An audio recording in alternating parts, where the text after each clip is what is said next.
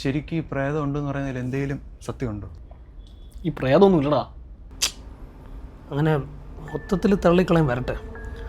നമ്മളിപ്പോൾ താമസിക്കുന്ന വീടില്ലേ, ഇവിടെ വർഷങ്ങൾക്ക് മുമ്പ് താമസിച്ചിരുന്നൊരു ഒരു മാനസിക രോഗി ഉണ്ടായിരുന്നു.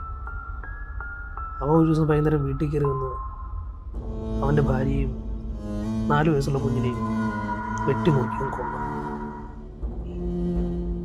ഇതിൽ നിന്നും പേടിപ്പെടുത്തുന്നത് എന്താന്ന് പറഞ്ഞാൽ, തൊട്ടിലിൽ കിടന്ന 4 മാസമുള്ളവൻ്റെ കുഞ്ഞിനെ അവൻ കയ്യിലെടുത്ത് കഴുത്തും ഞെരിച്ചും കൊന്നു കളഞ്ഞു. അത് നാട്ടുകാരിപ്പോഴും പറയും, ഈ വീട്ടിൻ്റെ അടുക്കള ഭാഗത്ത് ഇതെല്ലാം കേട്ട് അവൻ കെട്ടുതൂങ്ങി ചത്തുന്നു. ഇപ്പോഴും അവിടെ ഒരു കയറിൻ്റെ പിരിമുറുക്കം കേൾക്കാൻ പറ്റും. ഇവിടെ താമസിച്ച ആൾക്കാരും പറഞ്ഞിട്ടുണ്ട്, അവരെ കൂടാതെ വേറെ ആരും ഇവിടെ ഉള്ളതുപോലെ തോന്നിയിട്ടുണ്ടെന്ന്. നമുക്കതുകൊണ്ട് മൊത്തത്തിലങ്ങ് തള്ളിക്കളയാൻ പറ്റൂല.